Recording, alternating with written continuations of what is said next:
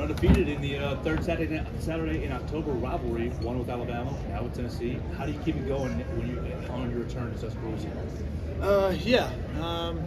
Obviously that's a long ways down the road. You know, we're working on ourselves right now, each day, every day. Worried about what we got tomorrow.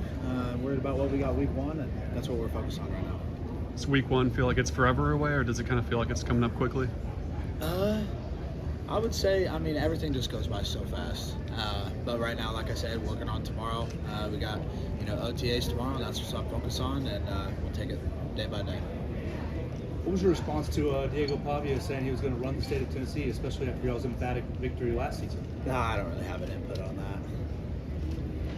Looking at the passing game, just in terms of starters and experience, you kind of are the guy that has the most starting experience within this offense. Just what does it mean to you to be that leader for all the young guys coming in?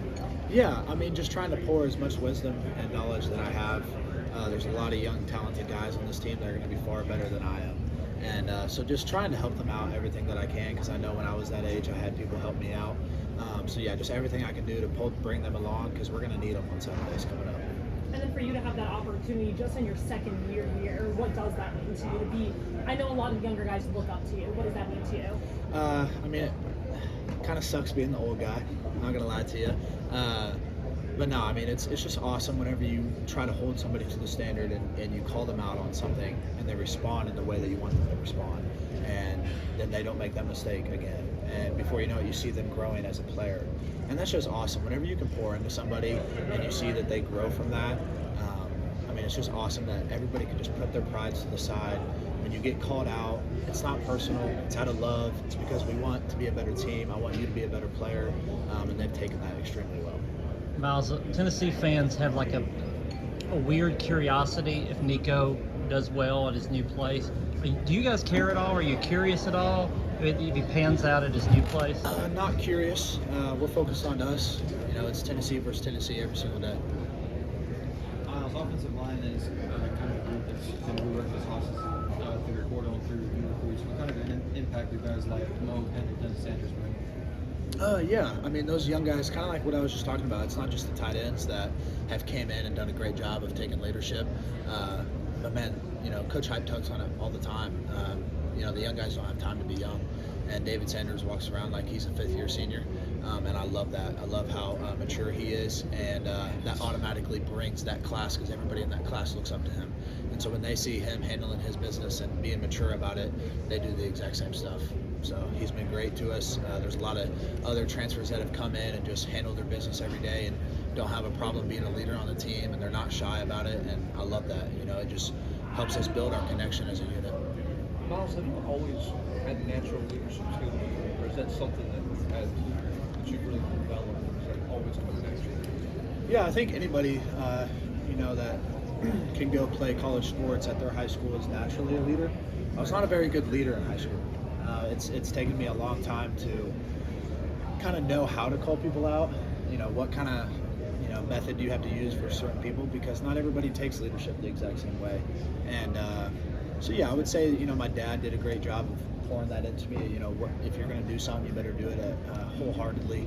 And I think that's carried on, but I've definitely had to learn how to lead people. You can't just cuss somebody out and expect them to react the same way if you cuss somebody else out. So just growing as a leader has really been one of my biggest things that I've tried to improve on. How have you grown? It's obviously easier to lead your room because everybody knows the standard, everybody knows what you're doing in your position. How much harder is it to lead outside of the position and be a leader for an entire team and not just the position? It's easy, man. I love how Coach Heupel has this leadership council. There's maybe 15 of us on the leadership, and then we have some shadow warriors that are some young guys coming up. And every Wednesday we have a meeting, and it's all about, are we all on the same page? When Miles Kitselman calls somebody out, is Jeremiah Thielander going out and backing up Miles? Is, whenever AC calls somebody out, is Dominic Bailey going and holding that to the standard? And when you have, 30 guys on our team that are all leaders, and when one person calls another person out, if that person starts talking back or whatever it is, you got 30 guys coming back saying, hey, no, you're wrong, he's right, let's go, that's not the standard. So it's incredibly easy whenever you have guys like that have you back. How's the chemistry building just kind of changed for you? How's that gone with the weight changes? Yeah, I mean, as a ball player, it's always next snap, and I think that you can carry that on into life. You can carry that on into that situation to where it's, all right, that's gone, that's done. Who can we bring in that wants to be here, that's going to go fight for us? And I think we handled that tremendously well as a team. As soon as that situation was over, it's like, all right, we're going to go find a guy that wants to be here, and he's going to come in and compete with Jake and George, and we're going to instill competitiveness back into this culture. When you found out it was Joey, did you go look up his highlights? Or you just wanted to kind of go in blind and see what this guy got? I still haven't looked up his highlights. Obviously now I see him in real life and know that he's a great player. But yeah, I mean, as soon as he committed here, I hit him up on Instagram and said, hey man, we need to go grab some food. What do you like to do? What are your hobbies? Let's go hang out. Like, we need to get close. And Joey's one of those guys that's down for anything. He has a very outgoing personality. So we all hang out. All the quarterbacks hang out. And I love it. The environment that we have built, the environment that Jake and Joey have right now, and their relationship that they have right now is awesome. Obviously, a lot of fans probably wouldn't looked up his highlights or whatever if you do the same thing. What's the dynamic with like those three guys? Because they're all over the same job. Yeah, for sure. I mean, when you have somebody who's a solidified starter, and I struggle with this myself. I was telling a couple people earlier. When you're coming back and you know that the job is yours to lose, it's very easy to get comfortable. And I have to continue to get on myself to say, hey man, someone's coming out there to take your job. So you better put in your +1, you better put in the extra work. And it's the same thing, when you have three guys that are competing for a job, if you're Jake, if you're Joey, if you're George, you can't let up. You can't be like, I'm not going to rehab today, I'll do that tomorrow. I'm not going to watch film, I'm not going to go over the install one more time. Like, no, you have to do that or you're going to get passed up. And not only does that better themselves, but it betters the rest of our team.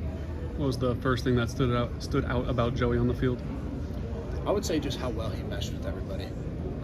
Being a new guy, getting here June 1st, whatever it was, and a month into it, he's best friends with almost everybody on the team, and that's very hard to do. I don't have that outgoing personality like he does, and so just how well he's been able to build connections, how well him and Jake have been able to push each other. I just love how vocal those two are. Miles, who's your favorite football player growing up, and what are some guys that you've taken things from along the way?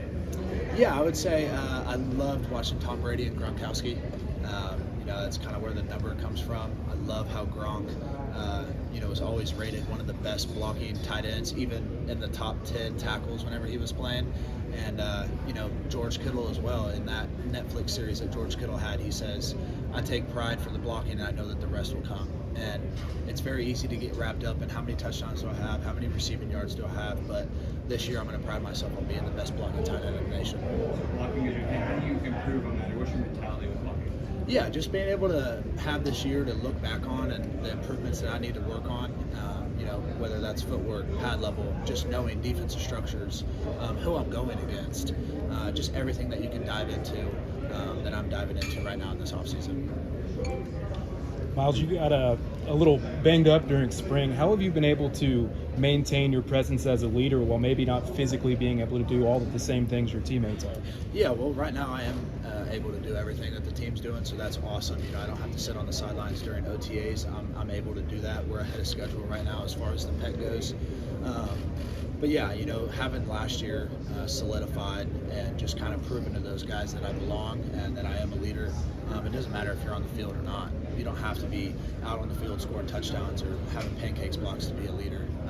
And so just being able to, even if I wasn't out there during spring, make sure that I'm pulling guys aside, coaching them up, making sure that, they know this, they know that, and that's not the standard. We still need to do this. So yeah. The ever-changing landscape of college football with NIL and